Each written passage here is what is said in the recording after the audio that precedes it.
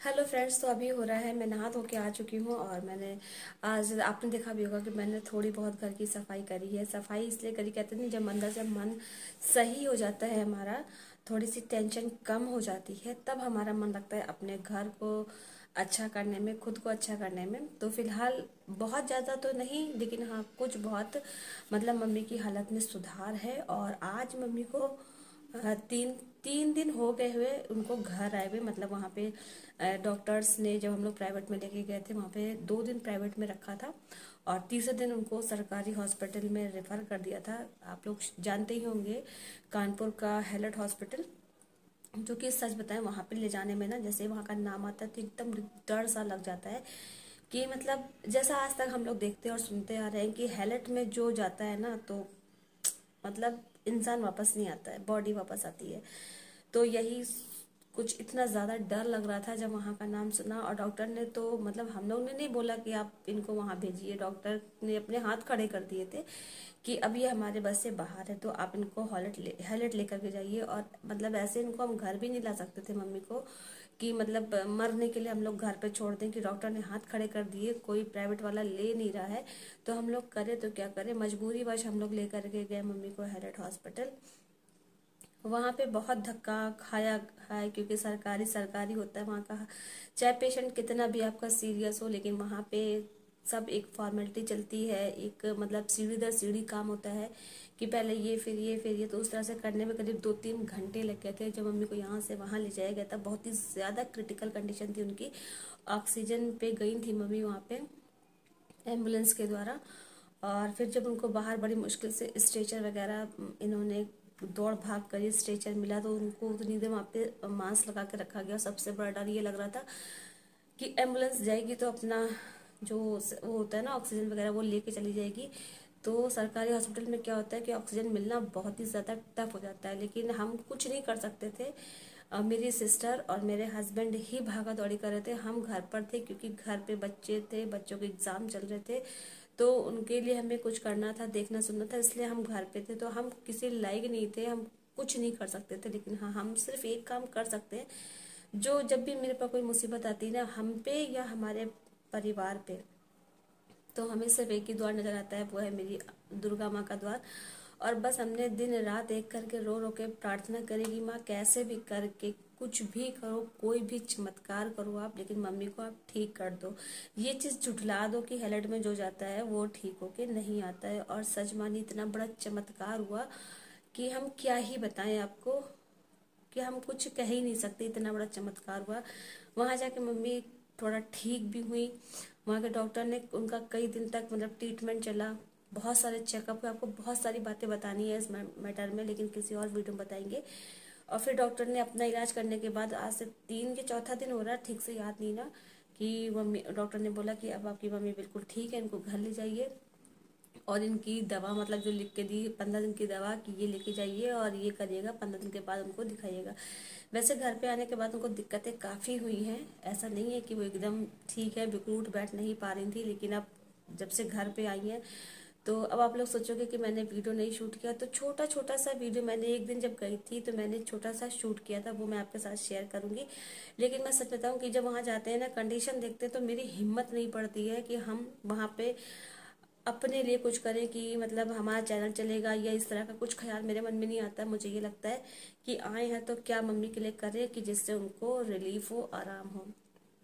तो हम जब भी मतलब जा पाते हैं, तो उनके हम लोगों ने क्या करा, दोनों बहनों ने मिलके उनकी खूब हम लोगों ने सिकाई करी। पैर की दशा उनकी इतने इतने, जब हम लोग घर लाए ना, तो इतने इतने पैर स्वेलिंग थे कि बिल्कुल पैर पैर नहीं लग रहा था। एक एक पैर, नीचे का हिस्सा जो होता है फुट वाला, वो इतना इतना ज्यादा स्वेलिंग था, ऊपर का हिस्सा उसी से और ऐसे करके बढ़ता जाता, इतना ज्यादा दोनों पैर में स्वेलिंग थी कि बिल्कुल पैर रखते नहीं बना था। लेकिन अब भगवान की कृपा है, और आप सारे दोस्तों की, साथियों की, मेरी फैमिली जो की हो, आप लोगों का बहुत बहुत शुक्रिया कि आप लोगों ने मेरी मम्मी के लिए प्रार्थना की थी। मैंने एक छोटी सी रील डाली थी, उन्होंने, बहुत से लोगों ने वहां से देखा, बहुत से लोगों ने यूट्यूब पे देखा, प्रेयर किया, बहुत से लोगों ने मुझे कमेंट भी किया था कि बहन आप हिम्मत मत हारो, आप रो रो के भगवान से प्रार्थना करो, शिव जी से प्रार्थना करो, वो ज़रूर आपकी प्रार्थना सुनेंगे। और वैसा ही हुआ। मैंने रो रो के दिन रात एक कर दिया। मैंने भगवान के मंदिर में बहुत कुछ किया, मैं आपको सब कुछ बताऊंगी, बाद में बताऊंगी। तो बस यही छोटी सी एक खुशी है कि मम्मी पहले की अपेक्षा अब ठीक है। जो कि डॉक्टर जवाब दे रहा था, ये बोल रहा था कि बस 1 घंटा 2 घंटा, इससे ज़्यादा मम्मी जी ही नहीं जिएंगी और कोई डॉक्टर इनको बचा नहीं सकता। तब जब उन्होंने ये बात बोली तो मैंने उनसे कहा कि आप डॉक्टर हो, आप भगवान नहीं हो। क्योंकि मुझे कहीं ना कहीं अपने भगवान पे भरोसा था और मेरे भगवान ने चमत्कार किया और मम्मी देखिए आज ठीक है, हम लोग के बीच में है। हम लोग के बीच में होना बहुत बड़ा उनका आशीर्वाद है, वो कुछ करे ना करे, लेकिन उनका होना ही हम लोग के लिए बहुत है कि एक बड़े बुजुर्ग का आशीर्वाद हमारे सर पर है। यही कहेंगे कि आप लोगों की दुआओं ने हम लोग को अनाथ होने से बचा लिया है। हमारे पापा नहीं है, हमारा बड़ा भाई था वो भी नहीं है, अब ले दे के मेरी मम्मी ही बची थी और मेरी छोटी सिस्टर। तो हम लोग का यही मानना था कि कैसे भी करके हम लोग मम्मी को ठीक कर ले। और सच मानिए इस बीच हम लोगों ने बहुत संघर्ष किया है, बहुत सारी परेशानियों का सामना किया है। पैसे कौड़ी की तो इतनी समस्या थी कि हम लोग कुछ बता ही नहीं सकते इस मामले में, लेकिन फिर भी कोशिश करेंगे कि आपके साथ हम एक छोटी से छोटी बात को शेयर करें। तो चलिए, ये तो हो गई मेरी बातें। इसीलिए जब मेरा को थोड़ा सा ठीक लगा तब मेरे घर की कंडीशन आपको देखी थी कि अभी जिस दिन मेरे घर का काम बंद हुआ था, मतलब बंद भी नहीं हुआ था, पेंटिंग का काम बाहर का रह गया था, उसी दिन सुबह मम्मी को मेरे घर में काम करने वाले आने वाले थे सुबह, ये 6 बजे वहां से फोन आ गया, ये 6 बजे चले गए। जब मैं उठी तो मैंने सोचा कि कहीं अपनी मतलब पैसे का लेन देन करने गए होंगे, लेकिन फिर इनका फोन आया 7:30-8 बजे के लगभग कि मम्मी की तबीयत खराब है और तुम ऐसा करो तैयार हो जाओ तो हम तुम्हें लेने आ रहे हैं। तो हमने कहा ऐसे ही हल्का फुल्का हमेशा हो जाता है, वही हुआ होगा। हम ये सोच के गए कि हम जाएंगे तो मम्मी से बोलेंगे चालेंगे तो कान में आवाज पड़ती है ना, तो उससे काफी बॉडी रिफ्लेक्ट करती है। तो मैंने यही सोच के मैं गई, लेकिन जब वहां पे देखा मेरे सामने मम्मी को इतना इतना ज्यादा बार फेड पड़े, इतने ज्यादा बार कि हमसे देखा नहीं जा रहा था। लेकिन हाँ, हम यहाँ से जैसे कहते थे हमने ऐसे मम्मी के सर पे ऐसे हाथ रखा और हम सिर्फ माता रानी का नाम लेते रहे। और हमें कहीं ना कहीं विश्वास था कि कुछ भी हो जाए, दुनिया इधर की उधर हो जाए, मगर अम्बे माँ मेरा साथ देंगी और देंगी, और उन्होंने दिया। एक बहुत छोटी सी बात है, लेकिन आप लोगों को सुनने में छोटी होगी, मगर मेरे लिए बहुत बड़ी बात है कि मैं एक क्रिश्चियन फैमिली से बिलोंग करती हूँ। ये शायद आप लोगों को पता होगा, बहुत से लोग नए होते हैं उनको नहीं पता होता है, तो उनके लिए बता रहे हैं कि मैं क्रिश्चियन फैमिली से हूँ। मैंने शादी हिंदू में की है, लेकिन मैं इन सब चीज़ों को मानती नहीं हूँ। हिंदू ईसाई ये सब मैं कुछ नहीं मानती हूँ, लेकिन फिर भी कि मैं पहले क्राइस्ट जीसस को मानती थी। आज जब मैं शादी होकर आई थी तो मेरे ससुराल में माना जाता है गणेश जी, लक्ष्मी जी को माना जाता है, मतलब दुर्गा जी की वहाँ पे पूजा नहीं होती है। तो मतलब हम पे शुरुआत में कोशिश हुई कि हम इस धर्म को माने, मगर मेरा अंदर से मन नहीं होता था कि हम ये सब मतलब पूजा पाठ करें, और मैंने कभी नहीं करा। लेकिन जब हम लोग अपने इस वाले घर में आ गए, जिसमें अभी हम प्रेजेंट टाइम बैठे हैं, इस वाले घर में जब हम लोग आ गए तो एक दिन मेरा अपने आप अंदर से मन हुआ कि नहीं, हम ये सब करेंगे और करना चाहिए, क्योंकि भगवान वो भी है, भगवान ये भी है। और ये जो भगवान के रूप अलग अलग है, ये तो हम ही लोग ने, हम इंसानों ने ही बदल दिया ना, कि वो ईसाइयों का भगवान है, वो मुसलमानों का, वो हिंदुओं का। तो मेरे अंदर ये चीज़ नहीं थी, मैंने कहा नहीं, भगवान भगवान होते हैं। तो अंदर से मुझे ऐसा लगा कि मैं दुर्गा मैया की पूजा करूंगी। तब से मैंने, और ये भी कोई मेरी नहीं, ये भी माता रानी की ही मर्जी थी कि मैं उनको मानूं, क्योंकि आगे आने वाले समय में मुझे उनका सपोर्ट मिलना था। इसलिए शायद माता रानी ने खुद से मुझसे कहा कि तुम मेरी पूजा करो, मुझ पर विश्वास करो। मैंने किया, और उसका एक बार नहीं, 2 बार नहीं, मैं आपको बता नहीं सकती कितने बार मेरे जिंदगी में माता रानी ने चमत्कार किए हैं।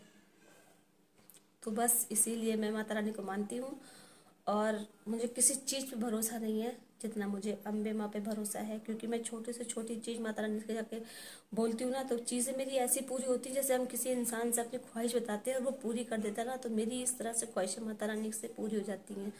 तो इसलिए मुझे दुनिया में किसी चीज़ पे भरोसा नहीं है, सिर्फ अपनी अम्बे माँ को छोड़ के। इसीलिए मेरा मन थोड़ा खुश खुश था, तो मैंने कहा चलो अपने घर को भी अब साफ सुथरा कराया जाता है। तो फिलहाल अभी मैंने थोड़ी सफाई की है, सफाई नहीं की है, मतलब रख रखाव थोड़ा सा ठीक किया है, क्योंकि काम की वजह से ना पूरा से फैला पड़ा था, तो वही सब कुछ थोड़ा सा एडजस्ट कर दिया है। बाकी जो ऊपर का मैंने आपको दिखाया वो सारा अभी गंदा पड़ा है।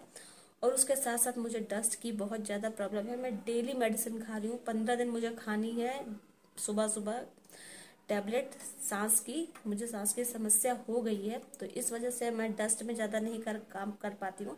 तो इसीलिए मैंने सोचा कि रुक रुक के करूँगी, क्योंकि फिर पूरा बर्डन मेरे हस्बैंड पे ही आ जाता है, और वो अकेली जान यहाँ भी देखना वहाँ भी देखना। तो इसलिए मैंने कहा मैं थोड़ा थोड़ा करूँगी, रुक रुक कर करूँगी। अब धीमे धीमे भी घर पे है तो धीमे धीमे करके अपना घर साफ सुथरा मैं कर लूँगी और आप लोगों के साथ मैं शेयर भी करती रहूँगी। तो चलिए, यही कुछ मन की बातें थी जो आप लोगों के साथ करने से ना मन हल्का सा हो जाता है, क्योंकि और तो हम किसी से बात कर नहीं सकते, क्योंकि ये मानिए कि कोई बात करने वाला नहीं है मेरे पास। तो आप लोग मेरी फैमिली हो तो मैं आपसे ही बात करती हूँ और बहुत सुकून भी मिलता है दिल को कि मैंने अपनी बात कही।